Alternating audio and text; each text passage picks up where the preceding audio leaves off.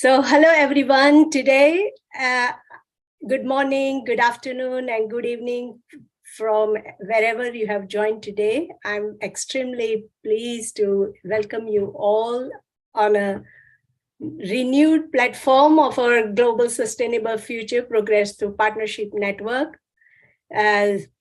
From this month, we are supported by the University of Central Lancashire and the School of Justice. So I'm very thankful, grateful to them for supporting us for this Zoom platform and also many other activities which we are going to bring forward in the following year. So I'm Dr. Renuka Thakur, and I'm founder of this Global Sustainable Futures Progress Through Partnership Network. I am affiliated with University College of Estate Management as well as University of Central Lancashire. But however, this program lies now with the University of Central Lancashire. So we have a renewed energy now to move forward with many other programs as well. And I'm very thankful on the onset of this event for you all to join this meeting and provide support in one or the other way. And thank you for your time attending this event. So a few technical notes that this meeting is being recorded, and feel free to keep your camera open. Just keep your mic mute until you take the floor. Also, please introduce yourself through the chat function, because we collect this information and share with our network coordinators so they know that who are you and they can contact if they want to, or you can contact others. And also it is a good way to know each other, and then you can feel free to network with each other. And most importantly, these meetings can offer you some discussion points, and you can move forward with some project development or activity development and so on. Yeah. Can everyone keep on mute, please? Let me look.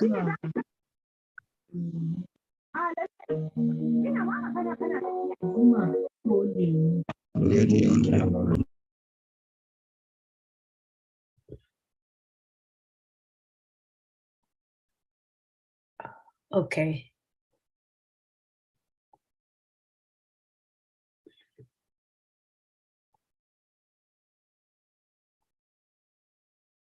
So today on the agenda is that I will give some updates and I will reiterate our vision and objectives of the network. And then we will be welcoming our invaluable speakers here. And I will introduce them one by one when they are on floor. And then I will give you some update and we will end the program then. So through Global Sustainable Futures Progress Through Partnership Network, we want to play a leading role in creating an inclusive, collaborative, innovative, and engaging network for early career researchers and targeted stakeholders, including startups, entrepreneurs, and supported by senior researchers and everyone who share their research, innovation, visualization, enthusiasm in parallel to our network success. So our fundamental goal is to create a strong research environment, building to a multidisciplinary and multi-sectoral team of endogenous professionals that would be capable of pursuing and utilizing participatory and integrative approaches in solving public and environmental sustainability problems. So our priority lies in empowering and capacity building, that is working with researchers to empower communities and individuals, increase independence, and support those who need it. Give researchers and stakeholders the legacy of sustainable practices. We want to be fair and inclusive, that is improve economic, social, and environmental equality, pursuing development which offers fair distribution and access to good quality life and working condition. We want to allow networking and engagement as much as possible freely and transparent, providing an innovative and global-wide platform, and make global sustainable future progress through partnership and effective and well-connected network, transforming traditional societal systems to more sustainable systems.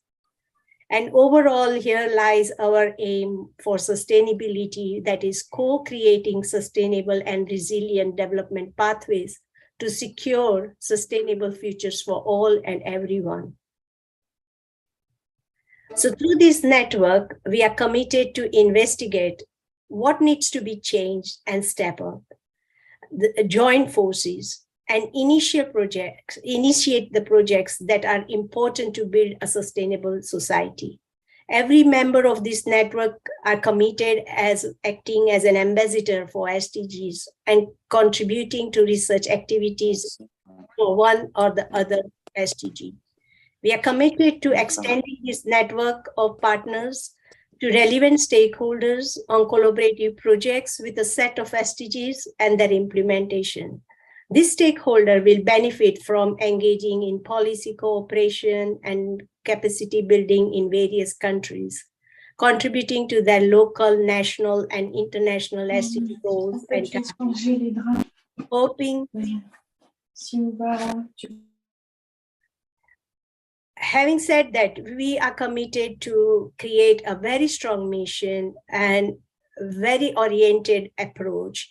And we want to go beyond and establish concrete examples of co-creation, co-design solution with local stakeholders, including government, institutions, businesses, and users, and many more. So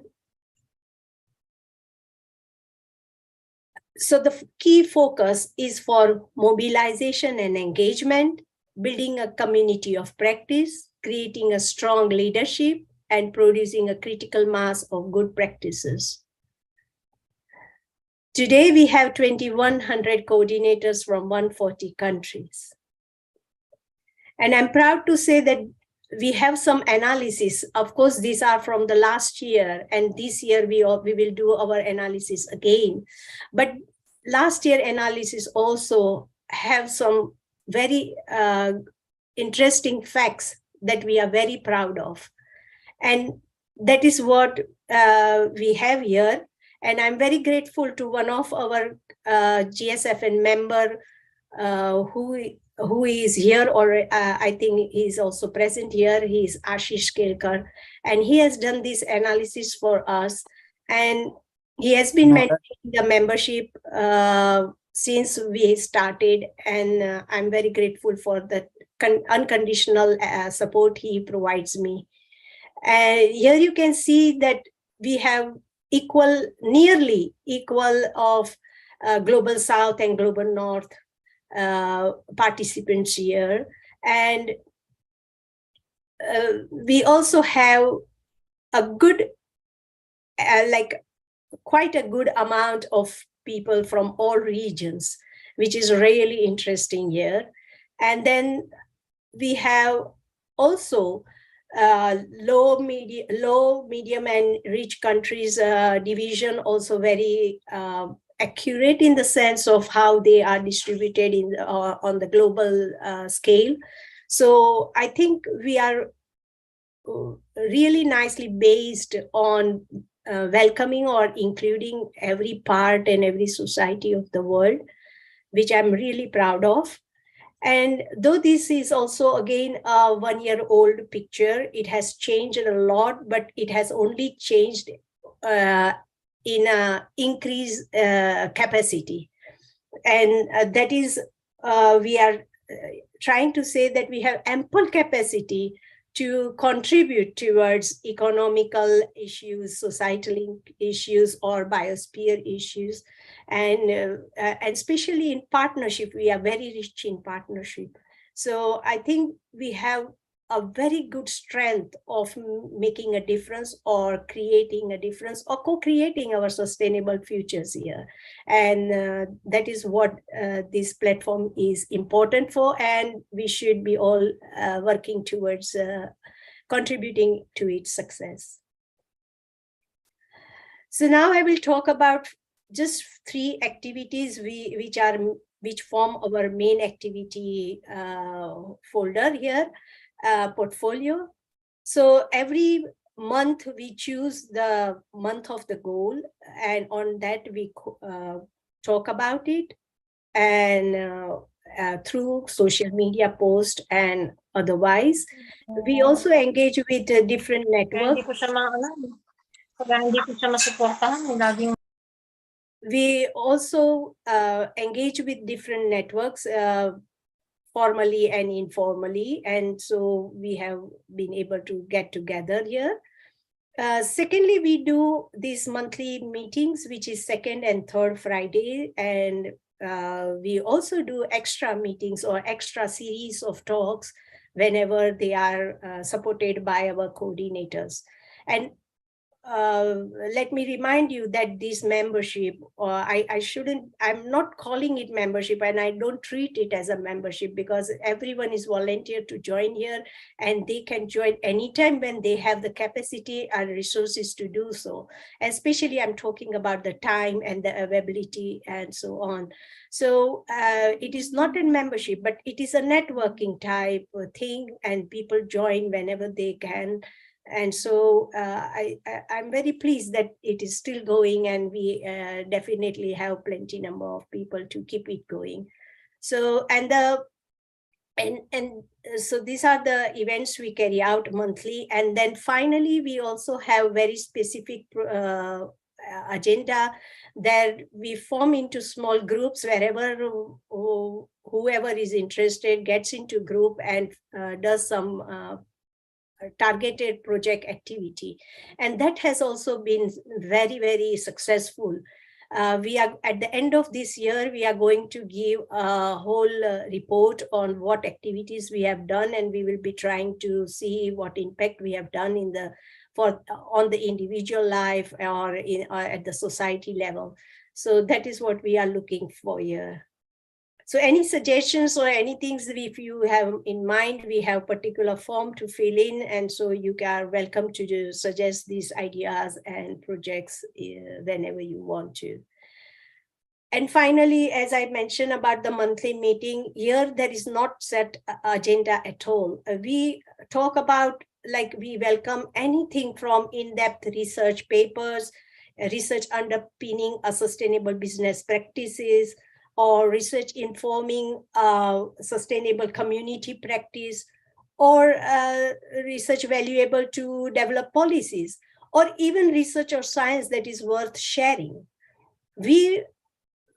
And you must have seen for now that I'm keeping on saying research. But what I believe, that research is to establish science, and science is today's need.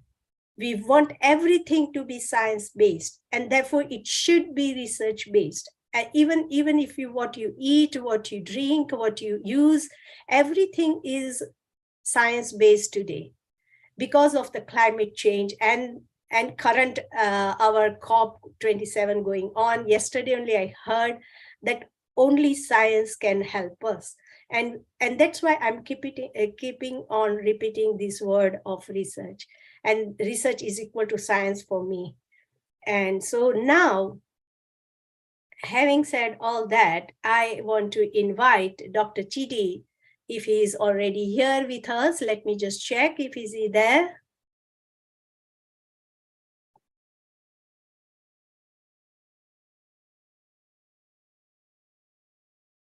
I don't think he has joined us, so I will skip him for now, and whenever he will join us. I will welcome him to speak.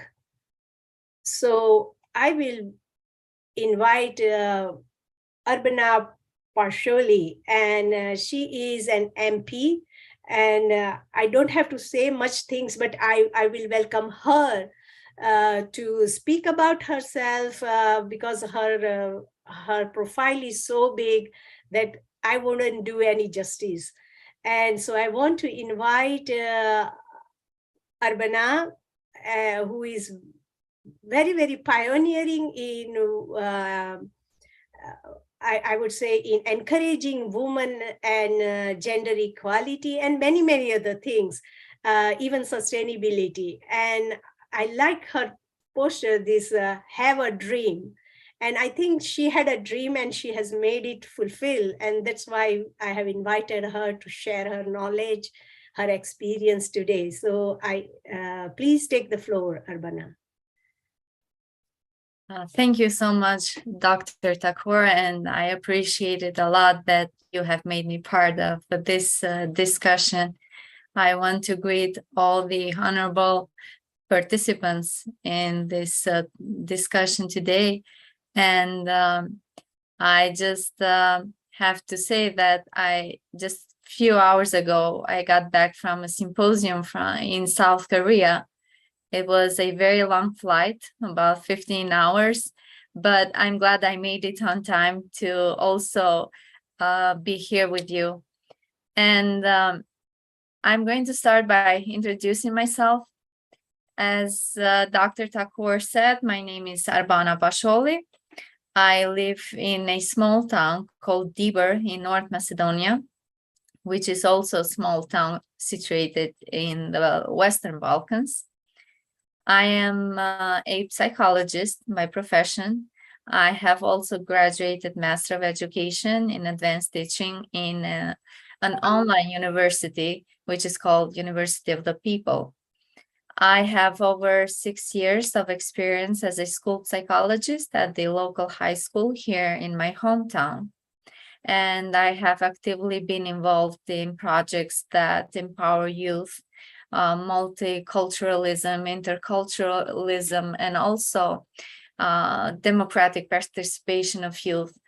And since 2 years now, I am a representative, member of parliament at the Assembly of North Macedonia, and I represent the Democratic Union for Integration Party, which is an Albanian party because my country is a multicultural country, and in its constitution there are included like 5 smaller communities and 2 bigger communities, which are the Macedonians and the Albanians, and the smaller communities are the Turkish, Bosniaks, Roma, Serbs, and Blacks.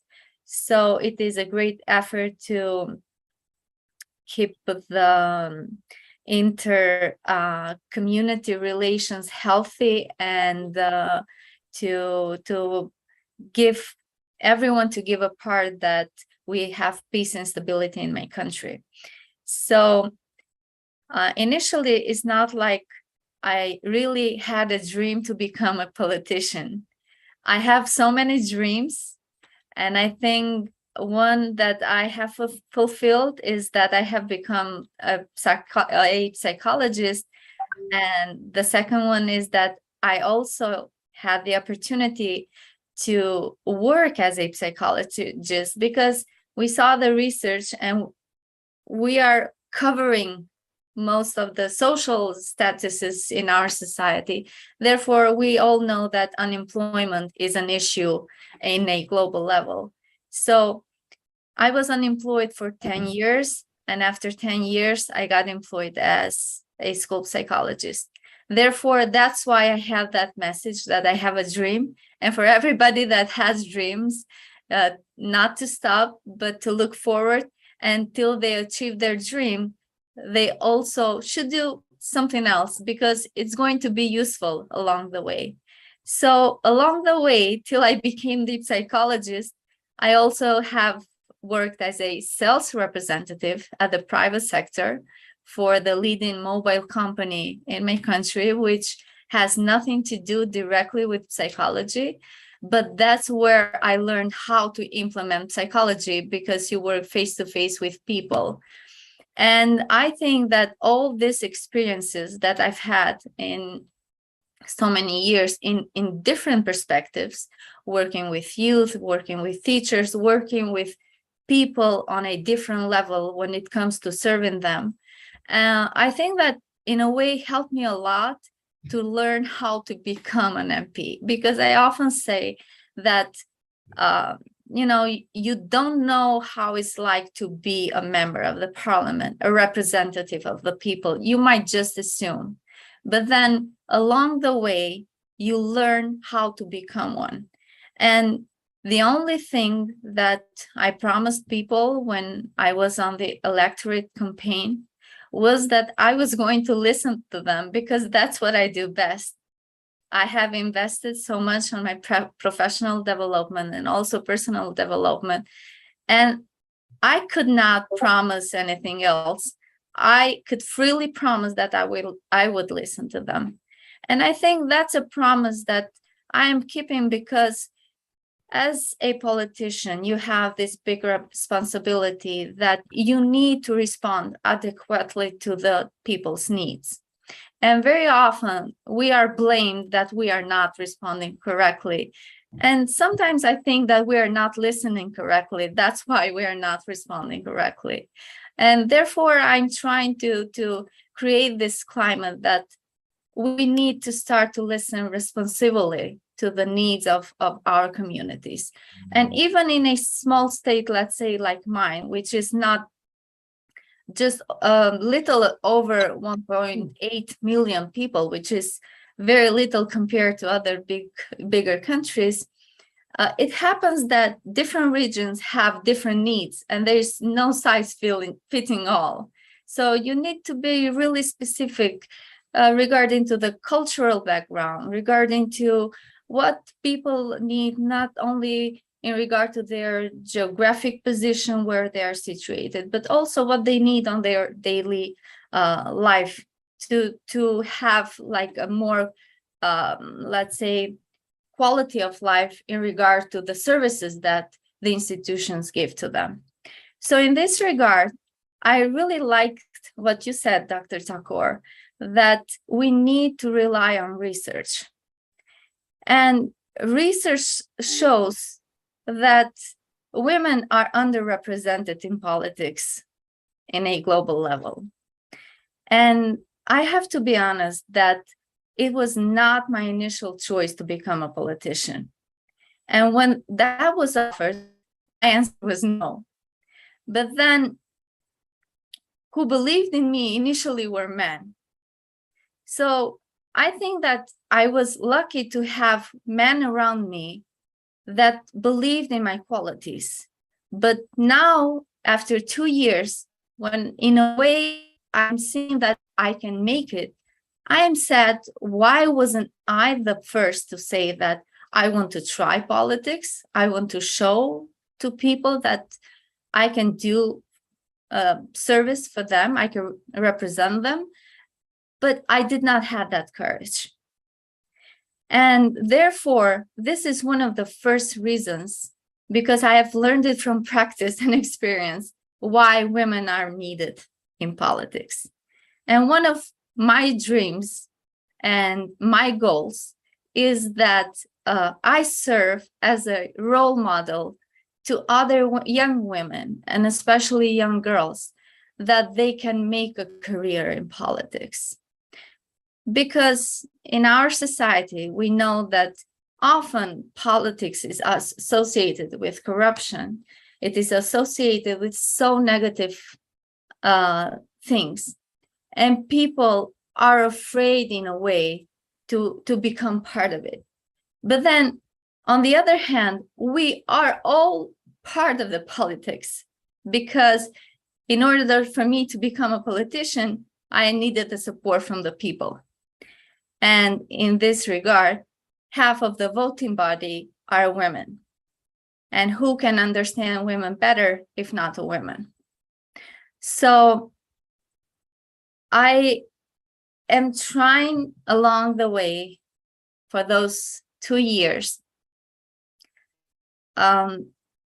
Becoming a politician did not exclude all the roles that I am carrying in myself, because I'm a mother, I'm a daughter, I'm a wife, I'm a daughter-in-law, I'm a sister, a colleague, a mentor, and I'm also an MP.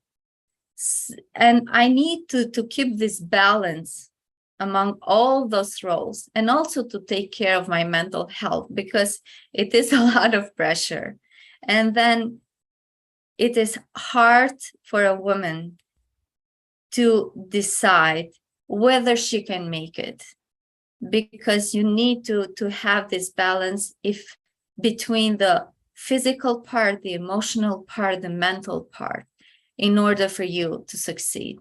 And there's also the support, not only of the family, but all the your circle around you, including all those above mentioned. And I see that a lot of women don't have the courage, because I did not also have the courage, and I have a total understanding about it. But as I am proud to say that in this mandate, we are reaching almost 50% of the parliament, of women in the parliament. And when we discuss with those women, we identify the same issues, even though we come from different ethnic backgrounds, religious backgrounds, in regard to the age. And when we all sit together, it's like talking for, if I talk for myself, probably most of the table will say that, will confirm that that happens to me too, or that's how I felt also. And having this opportunity to share, and also not to be afraid to be emotional, I think makes the difference of having women in politics. I don't want to see politics where we divide women and men, when we say that women are better than men. I won't say that, because I raised two boys, and I strongly believe that in this fight, especially for gender equality, we need to be partners. We don't need to be enemies. But what I find hard sometimes is an ear from our male colleagues to understand the needs of the women.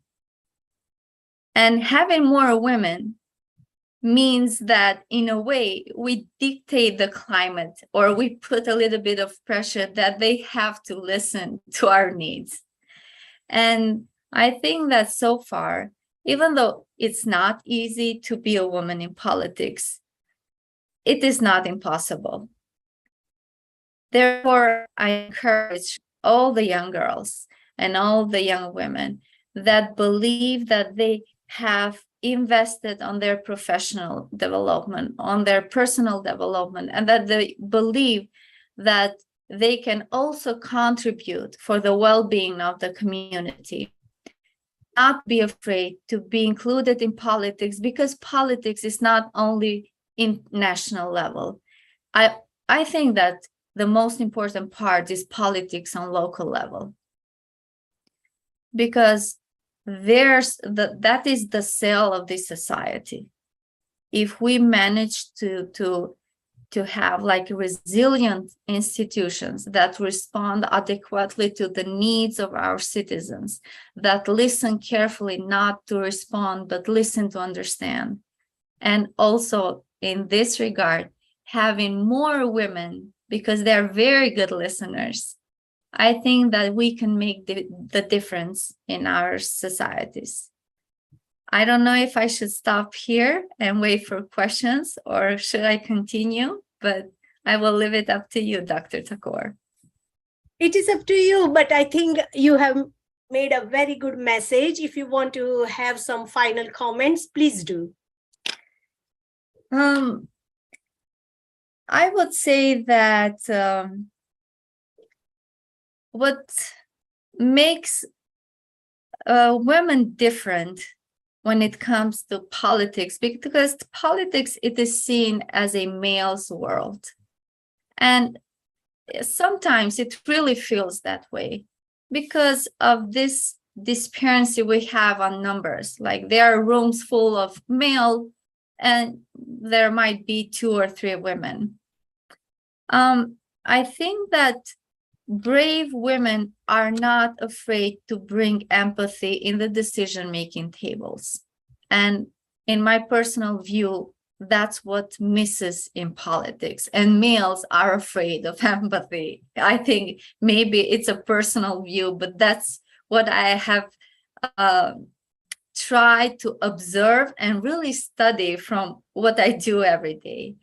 But then, as you show that empathy is not a weakness, but it is a strength, because if you are not able to understand people from the point of view that you get into their skin, you cannot respond to them as to the best, to the optimal level.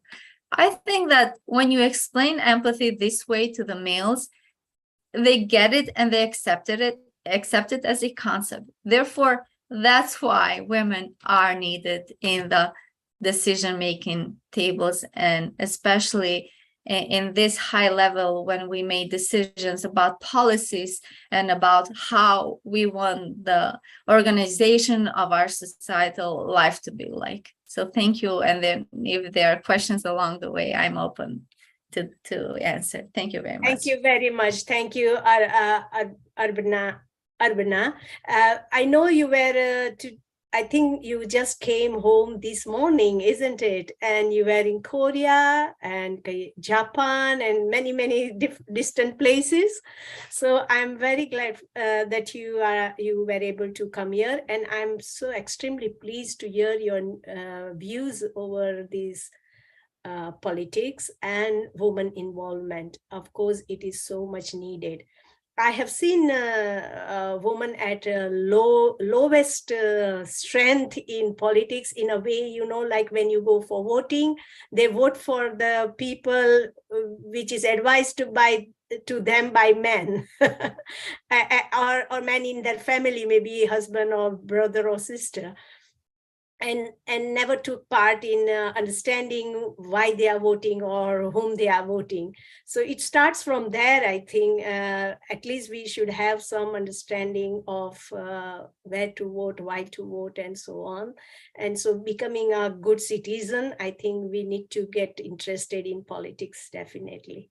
And of course, there is no demand for women in any field. We need women 50-50 everywhere. Thank you very much for very inspiring speech. I would allow anyone who wants to ask question to Arbana or can get in contact with her directly. Dr. Thakur, can I just add just a few notes? Please. Because I think it's very important since we are on this global level. I attended a symposium in regard to demography and low fertility. And it was so organized by UNFPA and Statistics Korea. And we, we were presented with so much important research and data showing that our world is getting old in a way. And we were gathered there from all over the world to understand what are the reasons behind it and what can we do, to raise the rate of fertility, because all our countries, with some exclusions, they are facing the same thing of migration, depopulation, and also low fertility. And it is no surprise because there are so many things happening right now, either crisis in regard to energetic crisis, either conflicts, either the consequences from the pandemic. And you cannot blame the people to think twice when it comes to expanding the family. But in regard to gender equality, the question was raised, do the societies blame women while not giving birth to more children? And then I'm saying once again, I don't want to see this decision only as women's decision. We need to think about it as the couple's decision. And then if a woman feels that way, we cannot pressure it she needs to feel it, that it's the right time to give birth to another life. And she needs to be free, if she is not feeling that way, to have the right to choose. But on the other hand, the pressure from the society is so high on the woman, because if she becomes the mother, there are so many questions if she's the good mother, but nobody, questions if the father is the good father. And then if she decides to have the family and also a career, then people are making so much pressure. Is she taking care of the home as if she's taking care of her career? And then there is so much pressure along the way, because I have felt it also on my skin. And then there is so much guilt on you. Is this the right thing to do? Am I, losing time and I'm not spending time with my kids? But then at the end of the day, and this is from a personal context, I say, if my words or even a sentence was an inspiring moment for a girl, for a woman, I think that it is all paid off, because I will come back to my family, of course. And I'm glad that I have all the support that I need. Of course, I've lost so many hours not spending with my kids, but I have also made someone happy and maybe opened the path for them to succeed. So those are just a few triggers for the participants, maybe to think and maybe to initiate some initiatives in the future to do something in that regard. Thank you very much. Exactly. Thank you very much. I believe everywhere we need to work. It is not that one aspect we need to work. We need to work everywhere.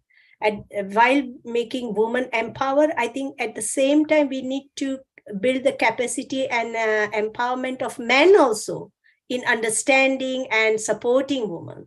So it is likewise, it is everywhere we need to make some or the other effort to make our society equal and without any inequality in many fields. So thank you very much for being with us. And I will now go to the slide show.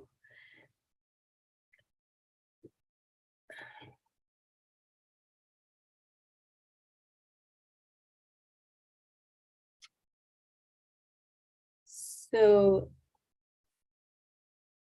now I will like to invite Pallavi, Dr. Pallavi Saxena, who is assistant professor in the Department of Environmental Science, Hindu College, University of Delhi, India. She has a quite long list of achievements with her.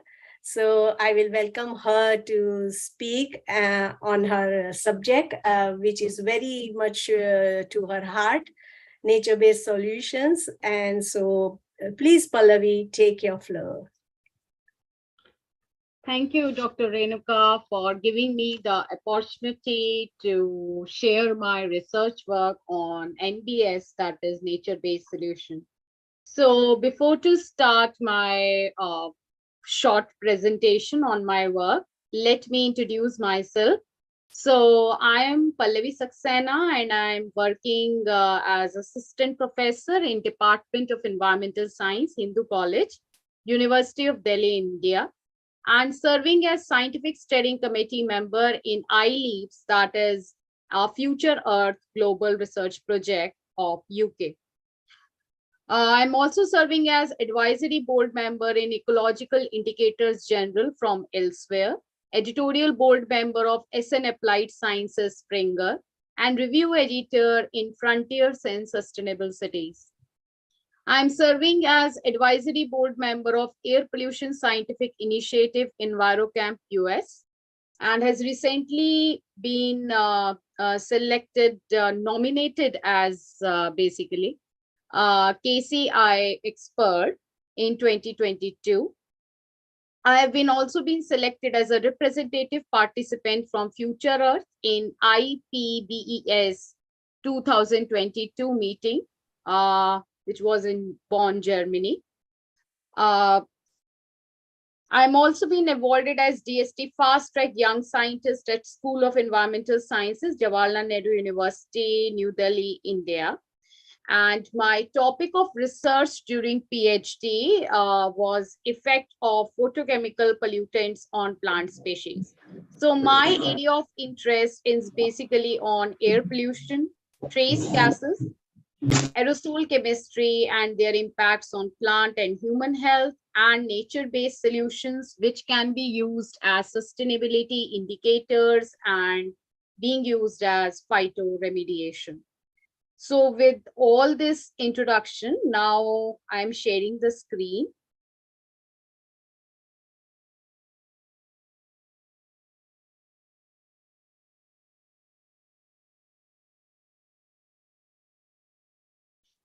I hope the screen is visible.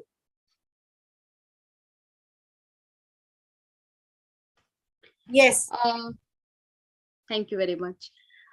So today my topic is nature-based solutions for urban cities. So how can we use the different techniques which can be used as a cost-effective methods in urban cities? Because in urban cities, there is a problem of air pollution, climate change problem is there. So how to mitigate it sustainably? So for that, nature-based solutions are the best options. So the question is that why there is a need for green growth. So due to high urbanization and industrialization from past decades, economic growth has come largely at the expense of the environment. And the natural ecosystems are basically at risk. And problems have arisen like climate change, air pollution, disturbance to nutrient cycling, frequent occurrence of natural hazards. These are the problems that are being alarming. So if we are not able to, stop these activities or stop these problems, then we will be in a great problem. That is people without access to sanitation, people without electricity, people without safe, clean drinking water. And therefore, there is an urgent need for green growth strategy solutions, which can rehabilitate the environmental conditions and provide a healthy environment to live and to sustain. So nature-based solutions, as we talk according to United Nations, so they are basically the tools to protect, sustainably manage and restore natural or modified ecosystems that addresses basically the societal challenges effectively and adaptively. So NBSs are focused basically on disaster risk reduction, environmental management, climate change adaptation, food security, water security, etc. So the concept of NBS first superheaded by IUCN during the 2009 conference of the parties of United Nations, that is UNFCCC in Copenhagen. So nature-based solutions, as you know, they are very much connected to the SDGs. That is, we are having 17 sustainable goals. So they are very much connected to that. So the NBS can contribute to a number of SDGs and not only relate with them, but also connected with them. Suppose if we take the example of, SDG 14 and SDG 15. So research has shown that access to green areas may help to prevent socio-economic inequality from leading to health inequality. So if the amount of green spaces have been increased, green infrastructure networks have been increased, then they would both benefit the SDG 10 and SDG 3.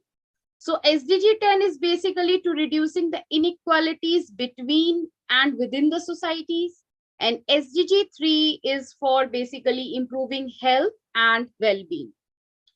So NBS has also been beneficial for urban cities, for making the cities smart cities and resilient cities with the help of the various nature-based solutions. So now, what are the different techniques or the methods that are being involved in NBS? So this is the timeline of the development of the NBS concept, that is the IUCN network. So here you can see in 2008, the World Bank has declared the report on biodiversity, climate change, and adaptation. So it's the first report that has a portfolio on the nature-based solutions. Then a workshop on nature-based solutions in biodiversity context has also been organized, and a series of publication focusing on NBS has also been released. Now the question is that comes to everybody's mind, that what are the different criterias that are being taken for NBS for climate change adaptation. So these are the some of the key concepts that should be taken into account while we are selecting for the NBS. That is embrace nature conservation norms, which means that NBS area is not only an alternative or the substitute for nature conservation, but can, complement and benefit from conservation efforts in a landscape. Then they can be implemented alone, or they can be implemented in an integrated manner, which means NBS is there to promote the provision of a full range of ecosystem services. Like if we have taken the example of mangrove, so they are being there to protect a coastline from sea surf. They are also being determined by site-specific natural and cultural contexts. They are able to produce social benefits in a fair and equitable way. They also been there for maintaining biological and cultural biodiversity. They can be applied at landscape level, recognize and address the trade-offs also, and are integral part of overall design of policies and measures or actions to address a specific challenge. Now, what are the proposed strategies for NBS in the urban areas? Suppose we are having the target on the urban cities, that what are the challenges are being there? So first is, we can propose the strategy of interconnected green corridors and spaces. So this is basically related to the town development. That is, you can plant trees, have parks, green areas, river valleys, wetlands, and drainage corridors with vegetated pedestrian walkway. Then we can go for the greening of the core urban areas, where we can creating trees and vegetative streets and boulevards, green plazas, green roofs and walls, which works for attractive settings for shopping and leisure in intensive use areas of town. Then we can have the greening of industrial and business zones, because the industries are being there and the business zones are being there. So we can have the periphery of the, trees that are being surrounding around it, and they are able to, reduce the some of the air pollutants concentrations and can make the air clean. Then we can go for the beautiful, healthy, and green residential areas. So green space networks improve property value and reduce the effects of climate change through natural drainage, renewable energy. Then we can have green community centers. So they can demonstrate sustainable building design with green roof and walls, solar heating and shade, and passive design. Then we can have the greening of towns on rivers and coast. So green belts are being there to shelter against storms, and they are also being used for the recreation or for the tourist activities. And they are also a part of flood and storm protection and food security, and also provides habitat to the wildlife. Then we can have the networks of connected urban parks. So they are beneficial to the public health and also for the well-being. They are very much essential in building resilience to climate change, drought, and flooding. Then we can have expanding allotments, small holdings, and orchards. So if we plant these orchards and small holdings and allotments, then they can enhance the food security and provide opportunities to various people and bring the employment opportunities also. Then creating sustainable drainage systems. So for that, we can make the attenuation ponds, swales and road beds that is need to be established, which provide natural ways to reduce flood risk. Then in the last, we can have the greening and rehabilitating urban catchments and uplands. So they may benefit to the towns, flood control, water supply, agriculture produce, etc. So this is the same thing. That is how we can make the cities resilient by using the NBS, like we can have the pocket parks, street trees, green roofs, community gardens, creation of green corridors, natural coast protection. So this has all been connected to SDG 11. That is how we can make the city sustainable and community sustainable. So if we talk about the climate change mitigation in urban cities, so there are various strategies because in cities there are various different problems. So if in any of the city there is a problem of water and flood management, then how can we do with the help of NBS? So we can construct the wetlands, which can act as a biofilter. They provide food and habitat for wildlife and improve water quality. Then we can have the permeable pavings because these are the paved surfaces that you can see in this picture, and they have the ability to infiltrate, treat, and store rainwater where it falls. And it also reduces flooding during storm events and help prevent stream erosion problems. Then if in the city there is a problem of pollution, any type of pollution, then we can have the pollution management with the help of NBS by making the bioretention ponds, where you can see in this picture that this is a shallow planted depression which is designed to retain or detain storm water, and it provides a variety of pollutant removal mechanism and reduce temperature impacts of runoff. Then we can also have bioswales. So they are basically the vegetated channels, and they are being built to remove silt and pollution from surface runoff and reduce storm water runoff rates and flood prevention. If we want to have the energy, heat, and greenhouse gas management, because in urban cities there is a problem of greenhouse gas increase and energy consumption is more, heat consumption is more, then how we can reduce with the help of NBS? So we can have the green roofs and walls, and because of which they can retain rainwater, moderate water temperature, and can act as natural filters. Even they capture the different airborne pollutants and filter noxious gases. Then we can have the urban tree canopy.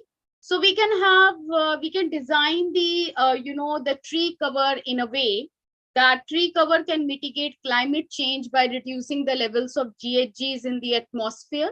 They reduces the cooling cost in residential and commercial buildings. So I'm just briefing about that what the India has been doing, what my country has been doing for NBS. So Government of India has introduced several programs like the National Afforestation Program, Green India Mission, and Compensatory Afforestation Fund Management and Planning Authority, the Green India Mission. So these are the various programs that are seeks to address climate change by increasing the forest or tree cover and improving the quality of forest. So that are the different programs that are being taken up with respect to NBS in my country. Moreover, the Finance Commission of India, they have also been providing funds to the forest conservatory zones so that they can, plant more and more trees and can have the 7.5% weightage to the area under forest so that they can act as a proper carbon sink supporting NBS initiative. And if we talk about the rural employment guarantee scheme, so in my country, there is Manregas, which serve as NBS because it involves the work towards restoration of water bodies and land, including afforestation. Apart from this, we have Anganwadi programs and midday meal schemes, which are being there for the food security issues. And in addition, it launched a number of programs that benefit farmers also, namely Rashtriya Krishi Vikas Yojana and the integrated schemes on oil seeds, pulses, palm oil, and maize.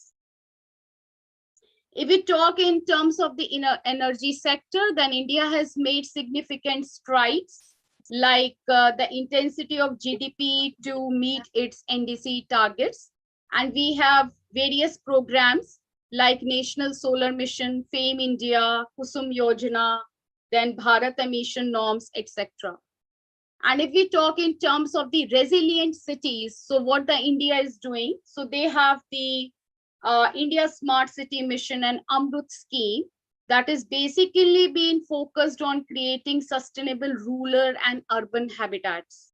So the mission activities include increasing green spaces, development of disaster resilient infrastructure, rainwater harvesting, etc. And this is the involvement of the private sector in NBS in India. So in water sector, the Hindustan Lever is being there, that has been contributing. For forest and biodiversity conservation, ITC Limited has been there. Energy sector, Infosys Limited is there, that has been there for biogas project. And for disaster risk reduction, Bajaj Auto is being there, that is to disaster risk reduction and mitigation, basically in Maharashtra. So this is one of my study that has been recently been contributed in NBS, and I have I and my team. So along with me, Saurabh Sonwani has been there. So we have published this paper that is basically how to remediate the ozone pollution in an indoor environment. So with the help of the experiment, we used to give different doses of ozone because ozone is a pollutant. There are two types of ozone, stratospheric ozone and tropospheric ozone. So the ozone which is there at the ground level is an air pollutant. So how sustainably we can remove the ozone? So we have done this experiment in a glass chamber. We used to give different doses of ozone and come to the conclusion that there is one plant, that is Dracena derimensis, which is a common ornamental plant. They have the highest value of 7.7 meter per hour at the time of first exposure test, and it has the highest ozone deposition velocity. So this plant can be recommended for green infrastructures, in making green roofs, and for the green walls. So at the end, I would like to conclude that NBS are being there for securing ecosystem services and improving environmental quality. So the majority of NBS implemented basically are at the city level, but there is a need to implement same in the rural level also. Because what's the concept is that in rural areas, there is no pollution, but it's not like that. Many of our studies and other scientist studies have proved that in rural areas also there is a problem of climate change and air pollution. So NBS need to be implemented in rural areas also. Moreover, there is a great amount of evidence for NBS benefits for restoration and rehabilitation of ecosystems. So there can be an improved environmental quality and they can eventually improve the health and well-being. And NBS also require co-creation, co-management settings to connect with urban social innovation and a collaborative approach to their planning and implementation. So it's very important to include NBS in the policy making, not only in the in the labs, but also in the field. And the whole scientific society can collaborate with the government sector as well as with the private sector, and they can come together and work for NBS. So thank you very much for your attention. So if there are any questions, then I'm happy to take it. Thank you, Pallavi. Thank you very much for this research and presenting it so nicely that we have got our points to take home. Yeah, I would like to add that what you have touched on rural areas, it is very important because though they do not have carbon emissions, high carbon emissions, they have very low facilities to manage risk and especially hazards or unfortunate events that take place due to climate change. And therefore, if these nature-based solutions are already established within that, then they would have very less impact on their livelihood or property or wherever they are staying. I have also come across many research saying that they are vulnerable in the sense of the services reaching to them is very not at the fast pace to which it reaches to the operator. So thank you for raising that point. And also I would like to add that there is a lot of possibility or potential of engaging community in these nature-based solutions. And especially indigenous people, because they know that know-how of how to and what is suited in their areas and how to increase the amount of biodiversity. So I'm sorry for the noise, but I think we can. I'm not to pose a question to you. I think Ramnath has Hello. question. Yes. Hi. Hi. Good evening, ma'am. Good evening. Thanks for presentation, this ma'am. I'm just looking around what kind of the facilities that we are looking at, especially in the rural areas, for developing the smart villages, ma'am. Is there any plan that is we are going at? In India, this method is actually very new. So we are planning to have the artificial bioretention ponds in the rural areas. And also we are trying to have a mapping of various trees that have what kind of trees or what kind of plant species we used to plant around the periphery and in what ranges.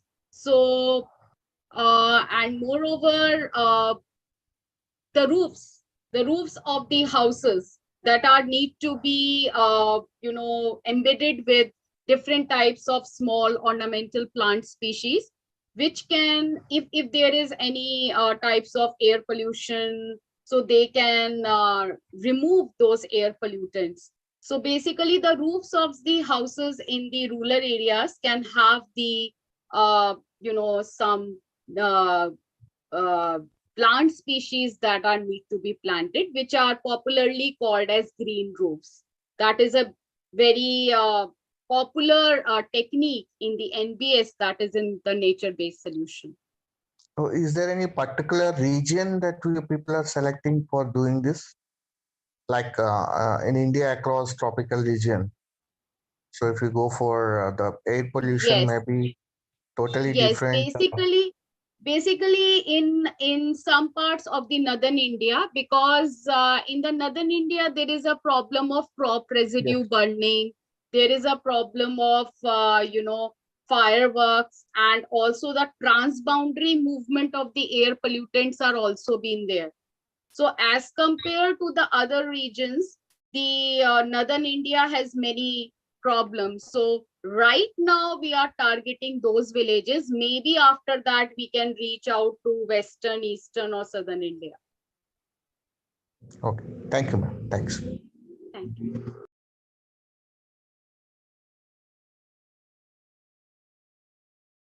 Any more questions?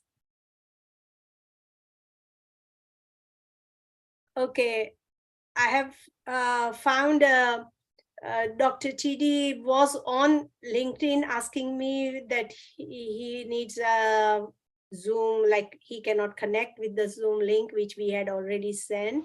But I have now given him a new link, but I don't know whether he has time to join us or he is available. So I would allow if anyone, yeah, okay, Dr. Uje Odabando Bonda, Ogbonda has a question here, so please take your floor. Yeah, hello, thank you so much for the presentation. My name is Dr. Uche Ubunda. I lecture at the University of Salford, United Kingdom.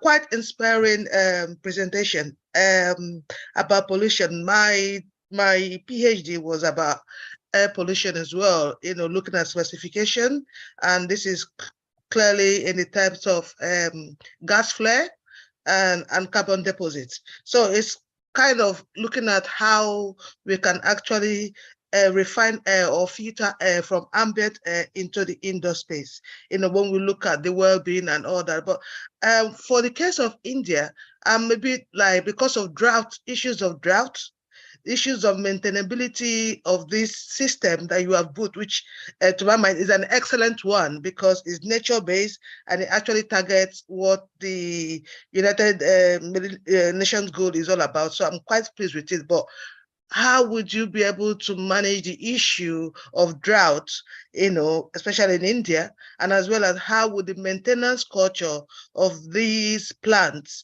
be carried out, looking at the cost implication of these, in retrospect, especially for, the low income and medium income earners?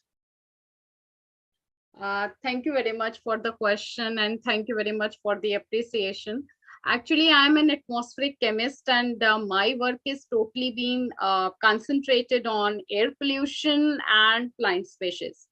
So your question is very right towards the drought. So as this is not my expertise, but we are collaborating with the National Institute in India, that is very famous, IERI, Indian Agriculture Research Institute, and they are been focusing on the drought, floods, and all. So they are in process of doing the biotechnological experiments like the genetic manipulations and all. So maybe they come up with some of the tolerant plant species. They are basically the hybrid plants. They are the cost effective ones also, and maybe if the results are good, then we can plant it in the rural areas where there is a problem of flood and drought. So that thing is under process.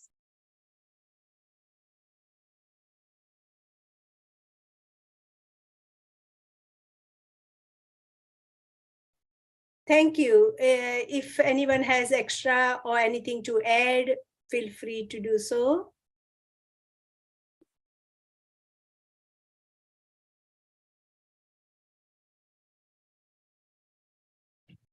I will just add one thing that, have you come across the example of green wall of Africa?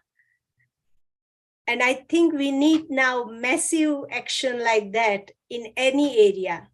We know that few solutions are already there. The scale is important. And that's the real message from the COP also we get, that scalability is important now, implementation and scalability. That is what we need. We have solutions, most solutions. Of course, they are not tested and we might get some issues around them, but we are now so much capable that we will be able to address those issues. We have the knowledge and we have tested pilot schemes as well. all over the world at different places with different atmosphere and so on. So probably, and the issue of finance is being very highly debated, as well as lost and damage is highly debated nowadays. So I think we will be in a better situation to deal with all this in coming months. So I think there is a chat comment from Igni van Berkel. Like Mrs. Pallavi showed, many small contributions also make a massive contribution. So yes, of course, a little change can make a massive difference. And that is what we want, isn't it? And the science can help with that. So thank you very much. Once again, I will look through the list of participants to see if Dr. TD has joined us. But I just believe that we have lost him and the chance of listening to him, but we are going to continue with his series, and we are coming up with 2 big series. So I will now move to our updates, or like on future programs. And let me share the screen once again.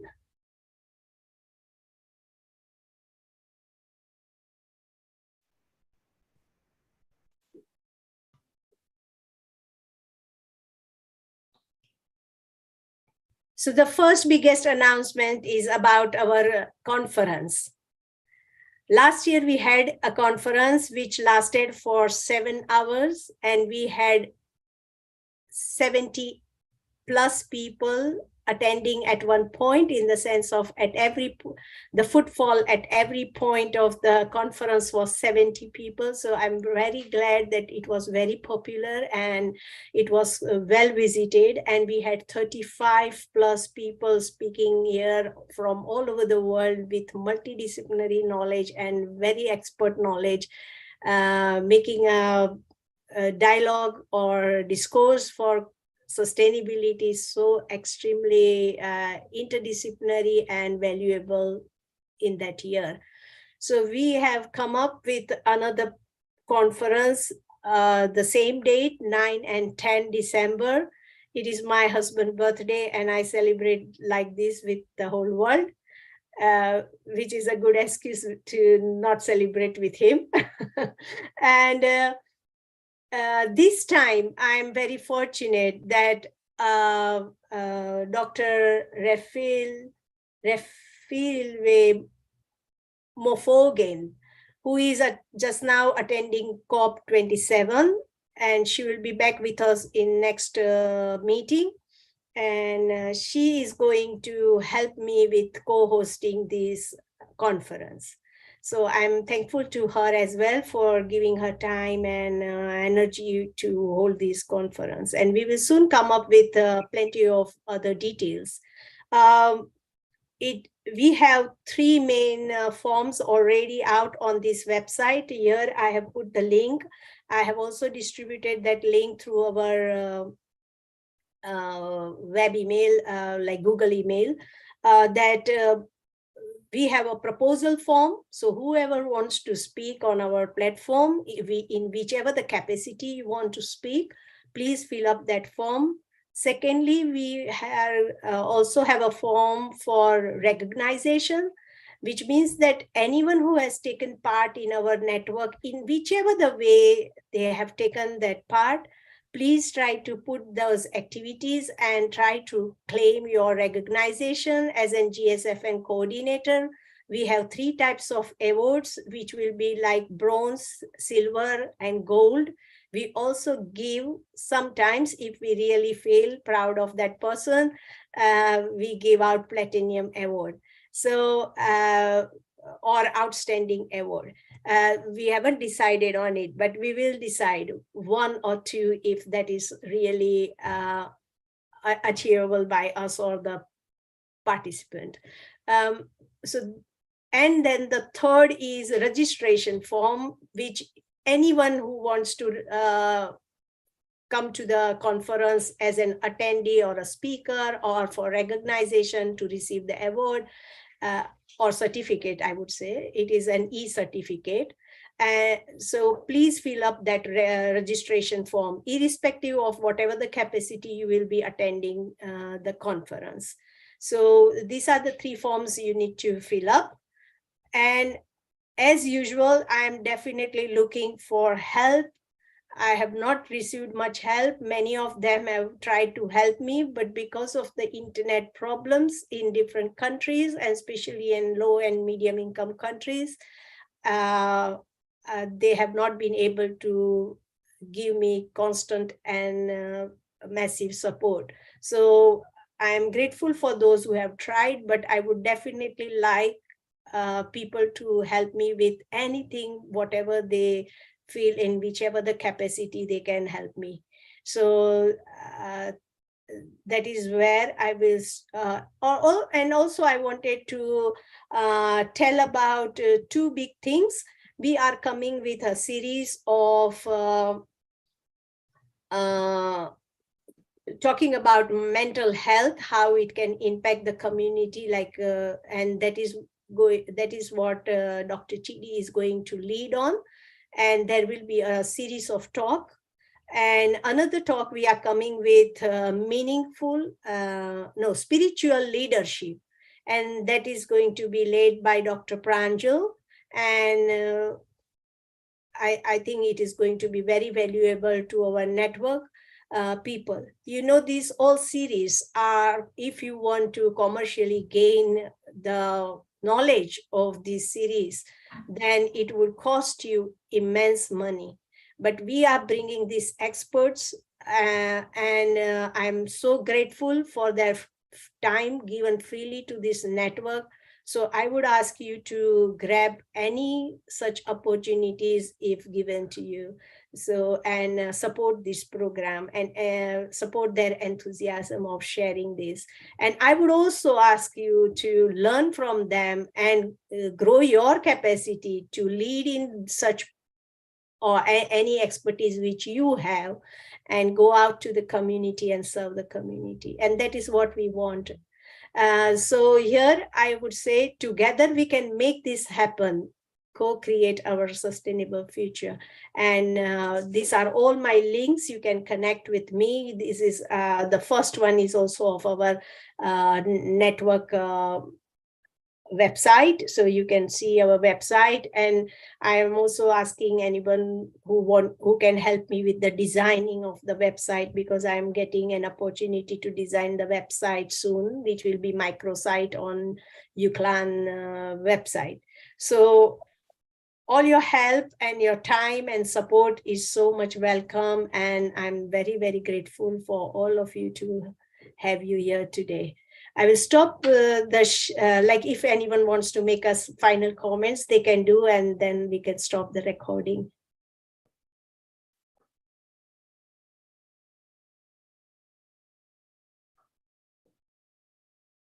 So everything is fine.